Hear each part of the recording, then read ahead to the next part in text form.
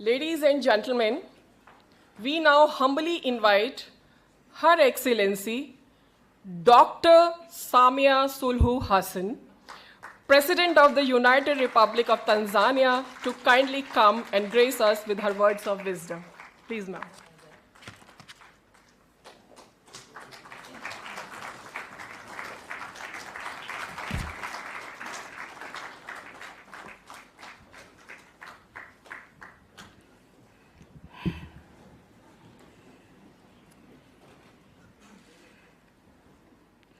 Honorable Minister of Foreign Affairs, Dr. Jaishankar, Honorable Minister for Education and Skills Development, Shri Dharmendra, Honorable Minister for Education, Marumo Debi, Chancellor of the Jawaharlal Nehru University, Professor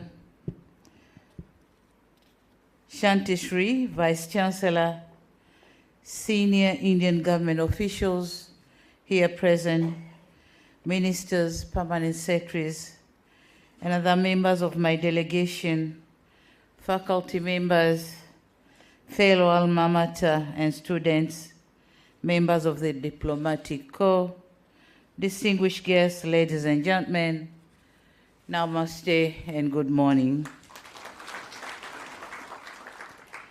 The world say there's no midway in falling in love with India. Be it an Indian song, Indian movie, or Indian cuisine. It is very difficult to resist an Indian charm, and I agree. I have experienced it when I came to India for the first time in 1998 to study at the Hyderabad National Institute of Development and Administration. The memories were still vivid, and I can attest further for the colorful reception I received during this visit as a president of my beloved country. Thank you very much, India. Colleagues, a few minutes ago, I came into this university as a visiting guest. Few minutes after, you have changed me as a family and conferred me with an honorary causa degree.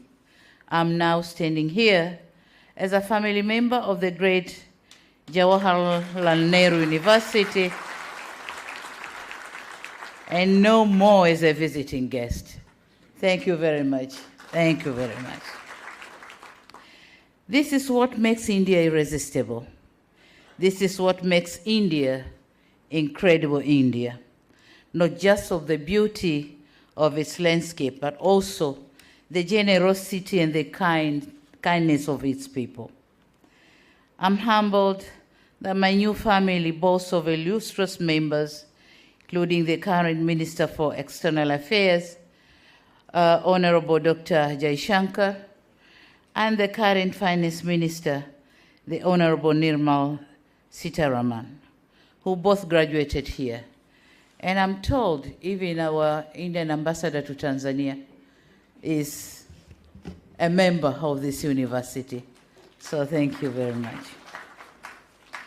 Mr. Chancellor, Right Honorable ladies and gentlemen, my heart is brimming with gratitude, and my soul is humbled by the profound recognition bestowed upon me by this great university. Receiving an honorary doctorate is an extraordinary privilege that I accept with great pride and humility. I extend my heartfelt appreciation to Jawaharlal Nehru University for deeming me worthy of honoris causa. This honorary causa degree will forever be etched in my history as the first to be awarded to me by a foreign country. Definitely I've got one. I've got one from the University of Dar es Salaam, but this is the first one to be conferred by the foreign university.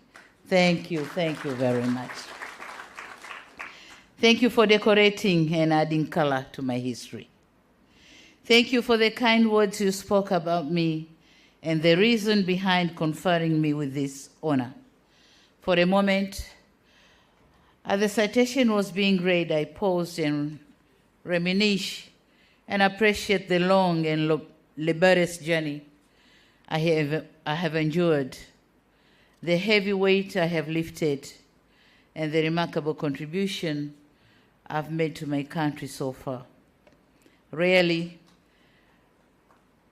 I do get time to breathe, unwind, and appreciate the journey, since life in the presidency gives one no time to think and reflect about oneself. You always think and reflect about the people. It has been and will always be a journey for the people, the country, and the world. Today, you gave me an opportunity to reflect. The flashback took me to my tiny coastal village at Kizimkazi in the islands of Unguja, Zanzibar, where I was born and raised. I reflected on my childhood as a girl child in a predominantly traditional African and Muslim community. A daughter born by a housewife and fathered by a teacher.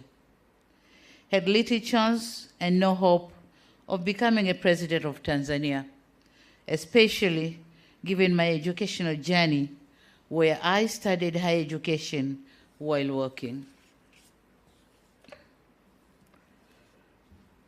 Never had I dreamed of having a prefix before my name, but today I have it.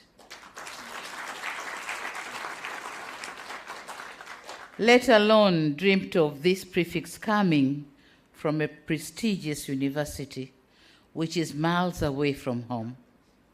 I become, certainly, not because I'm extraordinary,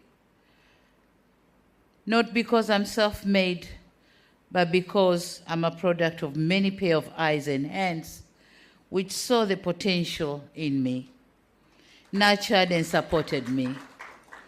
I'm forever grateful for my late parents who saw an importance of investing in a girl child, taking me to school and supported my quest in furthering my education. To my family, who supported me throughout in my career, who tolerated my absence in their lives and allowed me to pursue further studies in a political career. And among them, my son is here, Abdul, if you can send and see.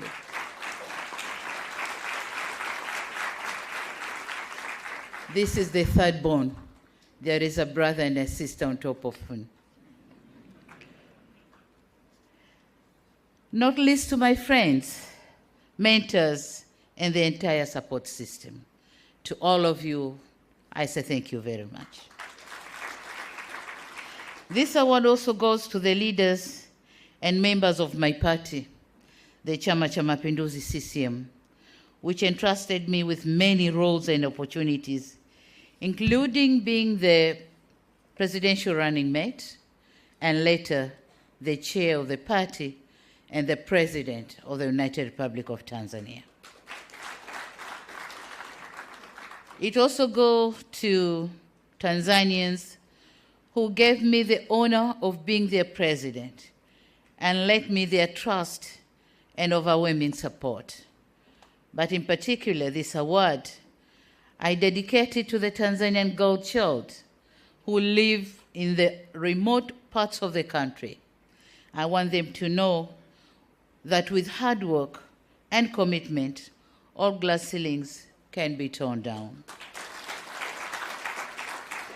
I'm acutely aware that whatever I achieve as a leader of my country is partly because I'm standing on the broad shoulders of my brothers, my predecessors, who have dedicated their lives into making the institution of presidency into what I have inherited. Their legacy is woven into the very fabric of this institution, and it is with profound reverence that I accept this honor also in their names. I could go on and on thanking everybody, since my success, if any, is accumulation of many trusts, many efforts, and many supports I've received on my way up. And we in Africa believe that when the heart is full, it pours out from the mouth. So I refrain from overthanking because the list is endless. Thank you all. Mr. Chancellor, ladies and gentlemen, while I rejoice and celebrate this honor, I'm reminding myself that there is no free lunch. Much as you did not, out of respect or out of courtesy, condition me to deliver remarks upon being conferred an honorary degree, I understand that it is customary for an awardee to do so. And it may be inappropriate not to seize this opportunity to share with you my reflections on issues of mutual concern. I therefore wish to share with you my reflection on what is India to us, Tanzania and Africans. To us, Tanzanians, India is not simply a country. India is an extended family member, simply separated by a coastline, a strategic ally, a dependable partner, and a friend for all seasons. This is what we see India. India and Tanzania relations dated long before pre-independence from our colonial master, United Kingdom. The monsoon trade connected our people through the Indian Ocean. The Indian community has lived and thrived in Tanzania for decades and spanned generations. They form part of Tanzanian citizenry and contributed to our struggle for independence and national building thereafter. And so, it comes to no surprise that Indian food, which ranges between Indian rice, curries, and traditional Indian desserts, form part of our menus on our tables.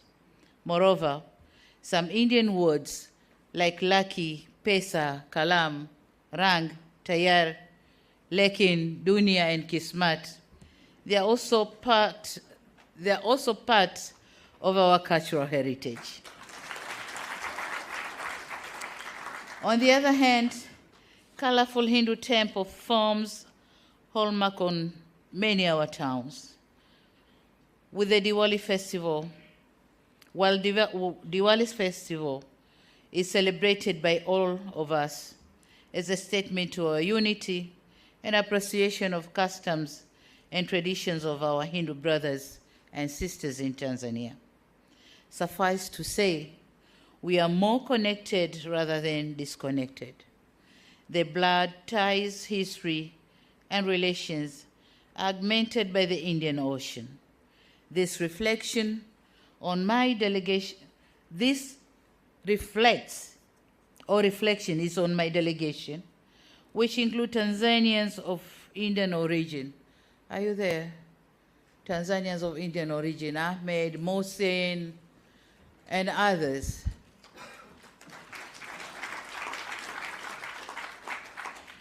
They are Tanzanians, not Indians.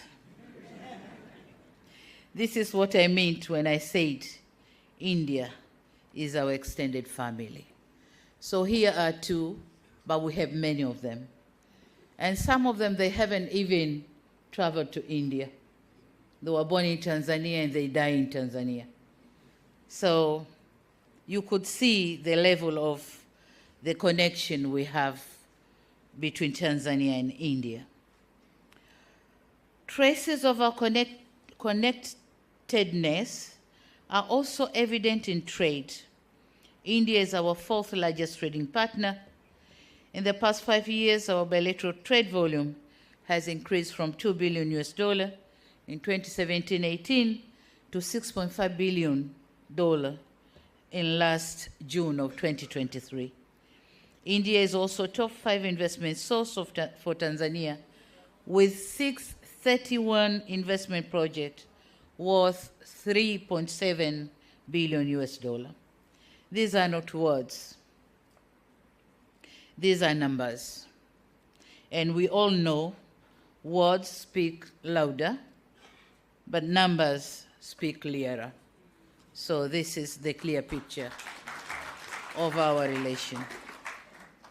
Given our historic bonds and bilateral ties, there is no excuse why India is not our #1 bilateral trade partner and investment source.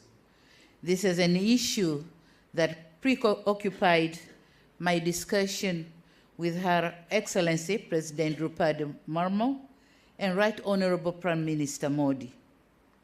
In a move to give a strong accent to our resolve, we had decided to elevate our relationship into a new strategic partnership anchored in 4 pillars, and they are maritime security, defense cooperation, development cooperation, and trade and investment. I'd like to thank the President of India, Her Excellency Draupadi Murmu, for her invitation, and the Prime Minister, the Right Honorable Narendra Modi, for engaging with me and my delegation through the details of our cooperation. At this point, allow me to thank everyone who has made my visit to India a success, with a special mention for His Excellency Biana Pradhan, Indian High Commissioner to Tanzania, whom, as I said before, happened to be an alumni of this great university. Mr. Chancellor, ladies and gentlemen, beyond familyhood and trade partnership, India is our strategic ally. India is now a powerful house. It possesses needed soft and hard powers enough to shape the outcomes, influence change, and able to raise a voice to be heard in the lobbying corridors and rooms where world decisions are made and our fate as developing country is decided. We in the developing world immensely appreciate the leadership and contribution that India is making in preserving and restoring sense, value, and humanity to our increasing plurilateral, manipulative, and materialistic world. India is our formidable member, in the non-aligned movement, the Commonwealth, and Group 77 in the United Nations, continues to be our voice and mouthpiece in avenues where we don't have seat. We trust India's leadership, not because of its sheer size and economy, but because of its historic contribution and moral standing. India has remained truthful and loyal to the cause of the Global South and the developing countries in general. We appreciate the fact that you have continued to uphold the importance of multilateralism and valuing society over market. That means they value people over profit. The role that builds hope for a better future. We in Africa are delighted with India's ascendancy to a position of global influence.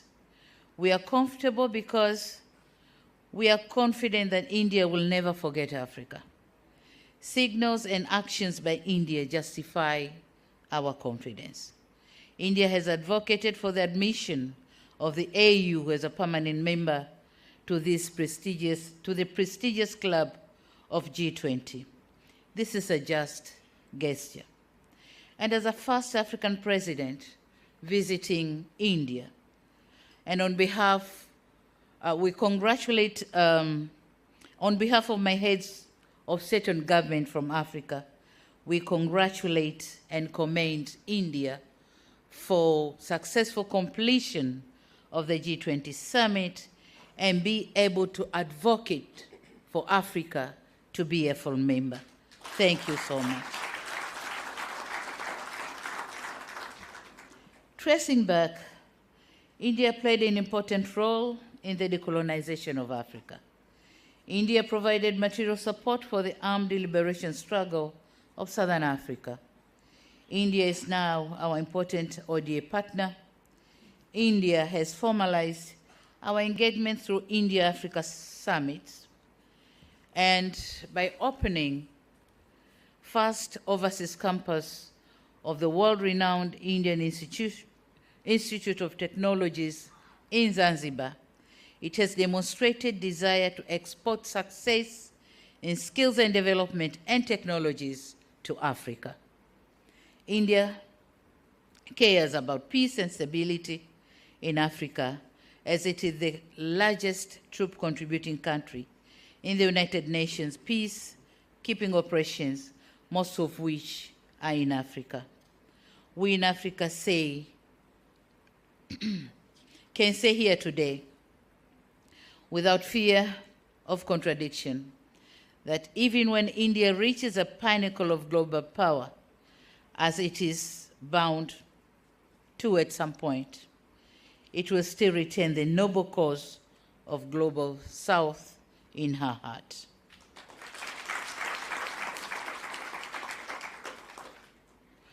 This is what, at the very least, we expect of India, that India, whenever it goes, whatever point of achievement reaches, it will still have Africa and the global South in her heart. We are living in a different era of confronting new realities and new challenges that India cannot overcome them alone, neither can Africa. Having united our efforts can increase our strength to face them and leverage our power to tackle them. Our partnership has helped us before to fight against piracy in the Indian Ocean, to help regulate and conserve our shared marine resources through the Indian Ocean Tuna Commission. We also stood up against unfair trade proposition in the WTO and pushed for the reforms in the United Nations and its Security Council. On another stride, the COVID-19 pandemic exposed us to the realities of inequality. Globalization did not deliver on its promise. The champions of globalization were the first ones to close their borders. The market did not work fairly for the developing world. When it comes to vaccine and PPTs, and the narratives of leave no one behind and global public good became nothing but empty rhetoric. True colors came out and masks of the big powers fell off. India, fortunately, did put humanity first the humanity first by supplying millions of doses of vaccines to about 100 developing countries.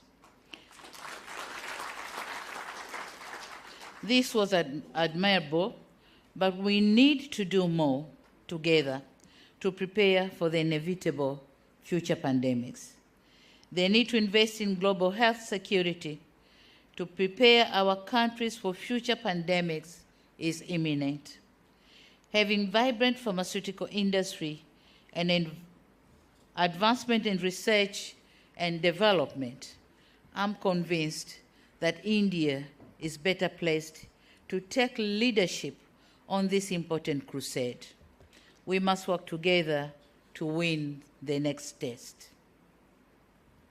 Ladies and gentlemen, another area of convergence for Indo-Africa partnership is our noble fight for a just green energy transition.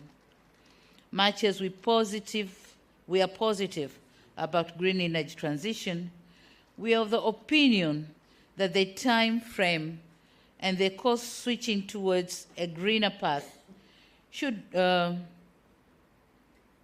observe the principle of common but differentiated responsibilities. By saying so, we are not rebelling, but we are simply calling for justice. A just greener transition. Certainly, this is not too much to ask to the world. But India, being the world's 5th largest producer of solar power and the world's 2nd cheapest solar power, it stands a chance to impact Africa positively in terms of green transition. India provides an opportunity for Africa to leapfrog energy crisis in underserved areas through affordable and adaptable off-grid and mini-grids equipment and infrastructure. Likewise, Africa offers India the scale to expand its green energy industry and lead the transition. Ladies and gentlemen, in conclusion, I said at the beginning of my remarks that India means so much to Tanzania and Africa. I hope I've tried to cause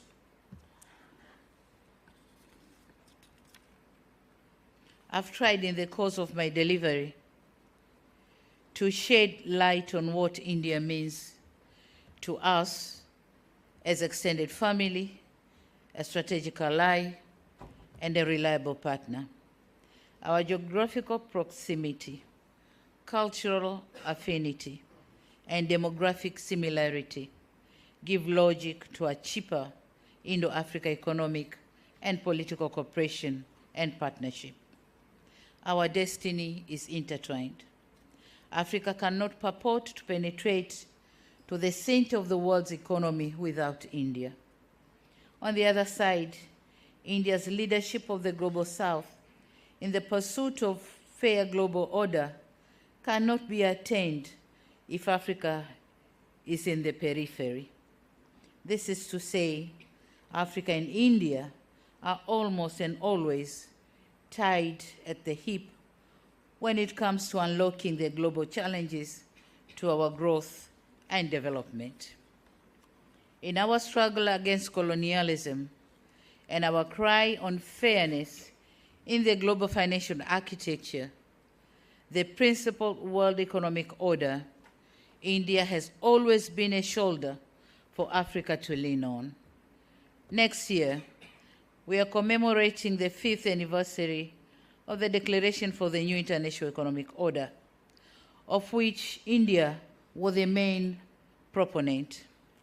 We must admit there was over-optimism in terms of the timeline and scale in attaining the new international economic order, and that resulted in disappointment. However, the new realities and lessons learned must compel us to forge for Indo-Africa cooperation to push for a more fairer world. Together, we can be a formidable voice and a force to be reckoned with. In closing, I extend my deepest gratitude once again to this esteemed institution for the privilege of receiving this honorary doctorate.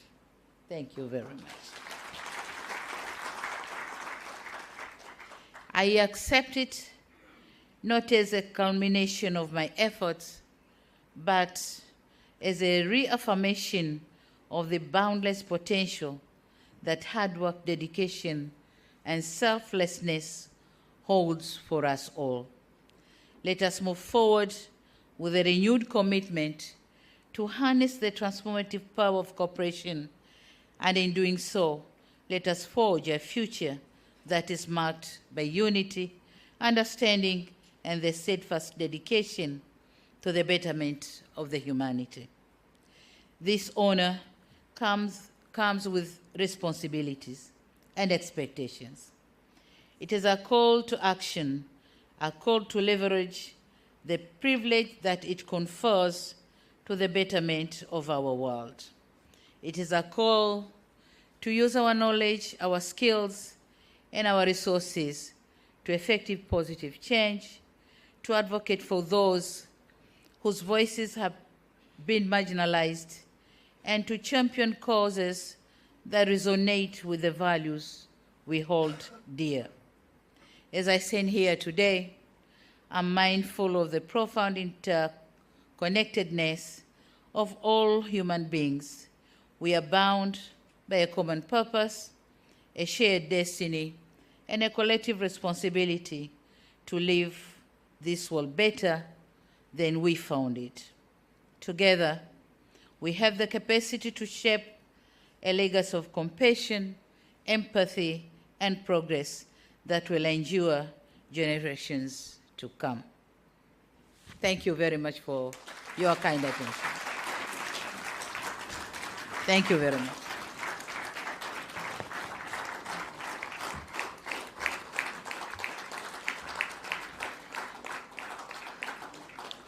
Thank you very much, Her Excellency, for sharing your love and deep connection with our beloved country, India.